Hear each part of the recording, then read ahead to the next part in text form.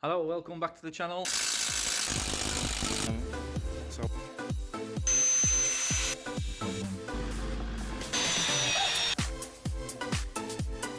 Hello.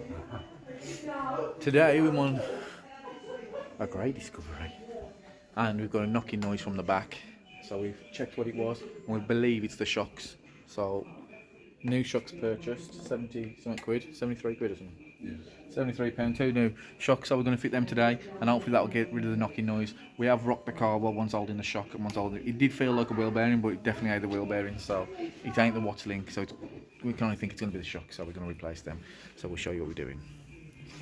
So the car is up in the air, and we're going to get the wheel off. Noise. Problem with these nuts on the Land Rovers and the Jaguars as well, that swell up because they've got this like cap on them, and that swell up over time, and you gotta get them out the sockets on them, and then you gotta get them out the sockets.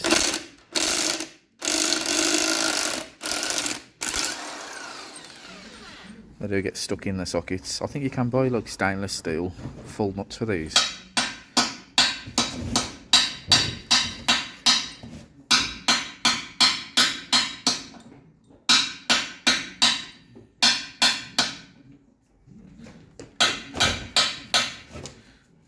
Just makes the job longer.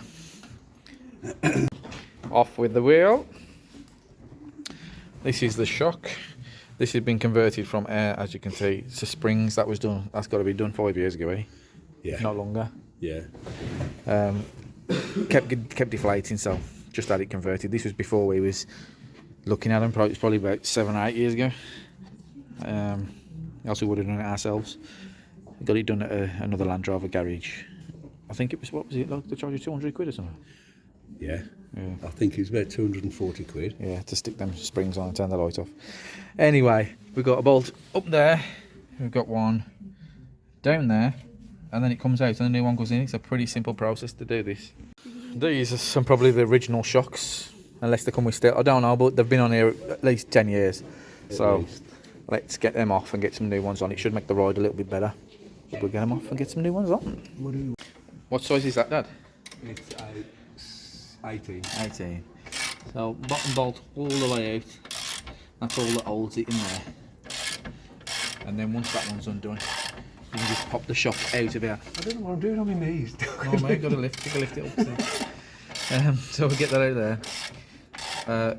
It probably is the bushes that are knocking on these shocks, but it's easier because they've been on here so long. We might just replace the shocks. It's a false economy replacing them bushes and then finding that the shocks had it in 6 months' time. So you may as well just stick some shocks on there where they're this old. Obviously, if you've got new shocks and the bushes are going, you'd just chuck some bushes in there. The bush is like this.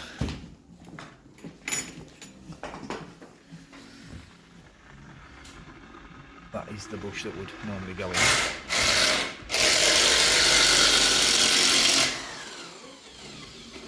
Coming out of the cockeyed angle, mate. It's because of the pressure on it, eh? Yeah. Did you know that was going to happen? Hey? Did you know that was going to happen? Well, I guessed it would when it come out that bastard. I just don't know how much it would. Always wear a hat. You're going to hit your head on the thing. Always wear an hat, else you get oil stuck to your head. Like this. And also, when the axle drops in, it tries to gave you sculling. So, that one up there, which is probably an 18 as well, it's a bit more difficult to get to that one.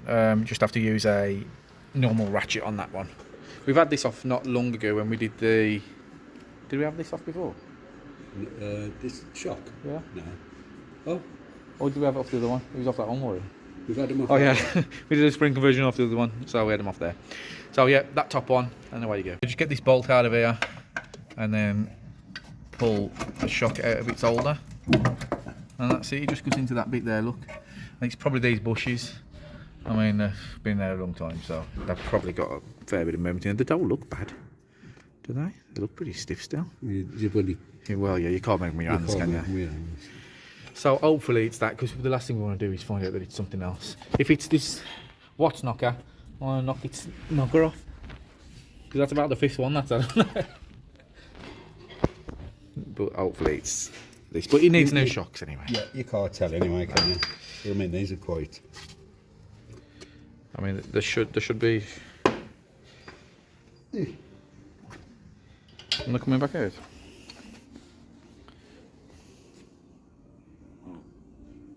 Yeah, I mean, they should be able to move. Well, I see what the new ones are like anyway. It's having new ones, it's got them. It's got no choice. We'll do a bit of unboxing for you. So the shocks are here. They are PR2 Pros. Pull them out. Ooh.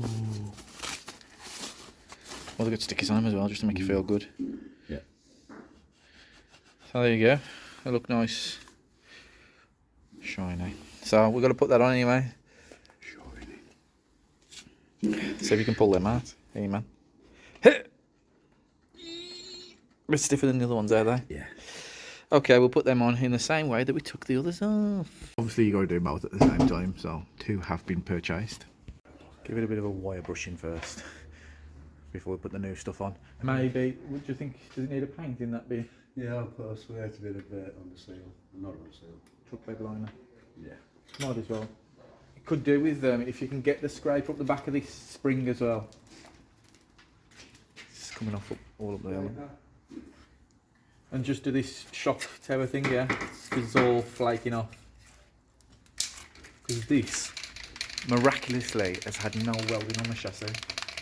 No welding at all. So we just get the scraper and we'll get all this out the road. And just at the back of the actual spring gear as well. Because these do rot off quite regularly. Maybe it's the fact that this car has been off-roaded a little bit. I'll say a little bit. It has been on some quite extreme off-roading, and it's done like Strata Florida and stuff like that. Good thing about them sort of things is it washes the chassis out, don't it? I mean, this car's been up to its bonnet in water because it has got a snorkel on, as you can see, and we have been this sort of high through rivers, so washes your chassis out and gets the salt off it, keeps it clean. Anywho, we'll continue. We don't want that bit. We don't need that anymore. We could cut that off. Get all this out. You can see all the dirt that's sitting in the back of there, and that's the stuff that's going to hold the water and the salt and all the nasty stuff off the road and start rotting through. As the winter comes. Yeah. See how confident he is with his stick. Normally, when you're poking a Land Rover, you do it gently. Tickle it. Yeah, because you will poke holes and stuff. But this one, you can actually give it a good poking. I'm hoping you don't poke a hole now. I've said that. It won't. Solid as a rock. Solid. Of course, in there. No, a lot of it depends as well where your Land Rover's been, where it's been stored, where you've been living. If it's been down by the coast, it'll be like a proper rock box. I mean, the stuff coming off there, even like layers of delaminated metal. It is actually just old underseal. It's coming off there. That's enough scraping. I'm sure you don't want to see no more of that. Give you a quick look under the chassis of this one. This is normally gone on the rear quarter. This is all fresh as a daisy. It's all original. The only things that have rotted are the mudguard holders, which is normal because they're only like tin, so they always go. But we just stuck a bracket on there to keep it held up. And the only other thing that's gone is your standard step has rotted off. There would normally be a bracket there on the step, and that's rotted off as well. That's the second one on there. Second step. Yeah.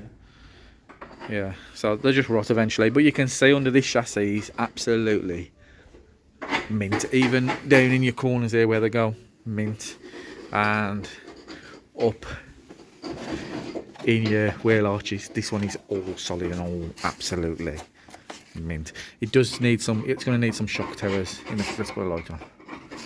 Oh, that's better. It's going to need some shock towers. You can see them delaminating there, starting to sort of bulge up a little bit.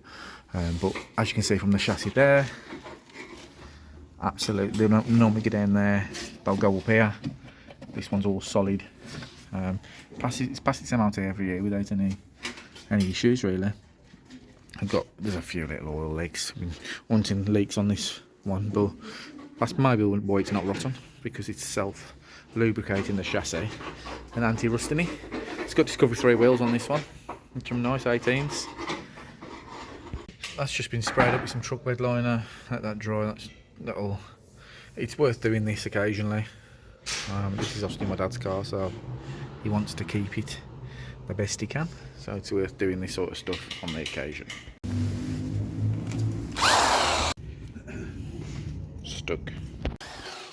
Just get on the other side while the paint's drying around there. There we go. Bolted on the top, bolted on the bottom.